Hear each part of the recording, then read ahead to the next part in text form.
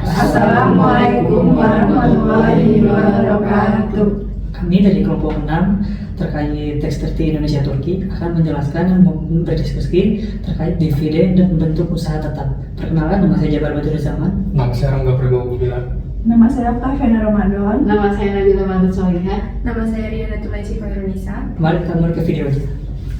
Octaviana, saya ingin bertanya, dividen itu apa ya? Baik, dividen adalah hasil yang dibayarkan oleh perusahaan kepada para pemegang saham dalam bentuk saham dan uang tunai. Kalau pasalnya berapa yang disebutkan di tax treaty Indonesia Turki? Pasal 10 dari tax treaty Indonesia Turki, yaitu dividen yang dibayarkan oleh perusahaan yang merupakan penduduk salah satu negara kontrak dapat dikenakan pajak di negara penerima. Namun, jika penerima dividen adalah pemilik manfaat atau beneficial owner, maka tarif pajak yang dikenakan tidak boleh melebihi 10% dari jumlah bruto dividen. Oh, oke, terima kasih. Jabar, saya mau tanya, di PT Garuda Nusantara ini perusahaannya itu kan berdomisili di Indonesia. Itu juga masuknya ke pajaknya juga kan di Indonesia. Terus dia menerima dividen itu sebesar 100.000 US dollar dari Anatolia Corp.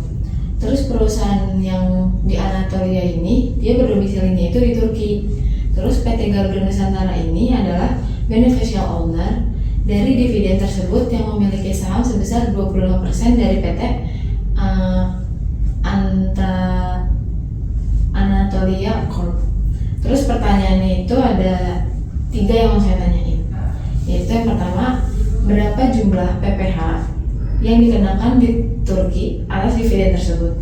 Yang kedua, berapa jumlah dividen bersih yang diterima oleh PT Garuda Nusantara setelah pajak dipotong? Dan yang ketiga, jika dividen ini juga dikenakan pajak di Indonesia dengan tarif normal 22% dan pajak yang telah dibayar di luar negeri dapat dikreditkan atau foreign tax credit, berapa jumlah pajak yang masih harus dibayar di Indonesia?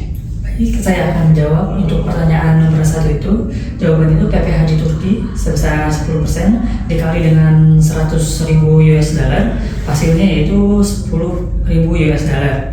Untuk nomor 2 itu, untuk mencari dividen bersihnya adalah 100.000 US dollar dikurangi 10.000 US dollar, yaitu hasilnya 90.000 US dollar. Dan untuk hasil nomor 3 atau nomor terakhir itu, untuk PPh terutangnya berarti 22% dikali dengan 100.000 US dollar dan hasilnya adalah 22.000 US dollar. Jadi PPh final Indonesianya itu adalah 22.000 US dollar dikurangi 10.000 US dollar sama dengan 12.000 US dollar. Terima kasih. Rangga, apa sih yang dimaksud dengan bentuk usaha tetap? Bentuk usaha tetap atau permanent establishment adalah bentuk usaha tetap yang dimiliki oleh subjek pajak luar negeri, baik subjek pajak luar negeri itu berbentuk orang pribadi ataupun berbentuk badan yang memiliki bisnis di Indonesia maupun Turki. Kalau di tax treaty Indonesia Turki itu di pasal berapa ya? Dan kriterianya berapa lama waktunya baik untuk usaha tetap konstruksi maupun karyawan? Bentuk usaha tetap dijelaskan pada pasal 5 di tax treaty Indonesia Turki, dijelaskan di pasal 5 ayat 2. Istilah-istilah bentuk usaha tetap itu bisa dari suatu tempat kedudukan manajemen, bisa dari suatu cabang, suatu kantor, suatu pabrik, suatu bengkel maupun suatu tambang. Nah, untuk masa waktunya BUT konstruksi dijelaskan pada pasal 5 ayat 3 huruf A. Dijelaskan kalau konstruksi atau bangunan baik itu dalam tahap proyek, kalau misalkan ditempatkan di suatu negara perjanjian baik Indonesia maupun Turki lebih dari masa waktu 6 bulan, itu bisa diklasifikasikan sebagai bentuk usaha tetap. Lalu untuk bagian karyawannya baik jasa maupun jasa konsultan yang mengerjakan proyek yang sama dalam kurun waktu lebih dari 183 hari dalam kurun waktu 12 bulan, karyawan tersebut juga bisa diklasifikasikan sebagai BUT atau bentuk usaha tetap.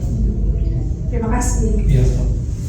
Nabila, saya ingin bertanya, apabila ada PT ABC Ltd atau residen Turki melakukan instalasi mesin di pabrik PT XYZ yang berada di Indonesia dengan durasi instalasi selama 145 hari, lalu memiliki penghasilan bruto dari proyek sebesar 3 miliar dan biaya langsung terkait proyek terkait gaji teknisi, penginapan, dan lain-lain itu sebesar 1 miliar, biaya umum dan administrasi dialokasikan ke proyek di Indonesia sebesar 500 juta, maka bagaimana sih perhitungan untuk pajak PPh dan BUT PT ABC Ltd? Cara menghitungnya itu yang pertama cari penghasilan neto bentuk usaha tetapnya, yaitu dengan mencari penghasilan brutonya itu kan tadi 3 miliar, terus total biaya terkaitnya itu kan 1 miliar dikurang 500 juta menjadi ditambah 500 juta jadi 1 miliar 500 juta kan. Nah terus nanti penghasilan netonya 3 miliar dikurang 1 miliar 500 juta sama dengan 1 miliar 500 juta. Setelah itu dikenakan pajak penghasilan PPh badan sebesar 22%. Berarti 22% itu dikali 1 miliar 500 juta sama dengan 330 juta. Itu hasilnya. Baik, terima kasih. Sama-sama. Perkenankan saya untuk menyampaikan hasil kesimpulan mengenai Tax Treaty Indonesia dan Turki, khususnya terkait ketentuan Badan Usaha Tetap dan Penghasilan Dividen. Pertama, kita bahas mengenai Badan Usaha Tetap atau Permanent Establishment. Dalam perjanjian ini, suatu perusahaan dari salah satu negara dianggap memiliki BUT di negara lainnya apabila menjalankan kegiatan usaha melalui usaha tetap seperti kantor, cabang, pabrik, atau proyek konstruksi yang berlangsung lebih dari 6 bulan.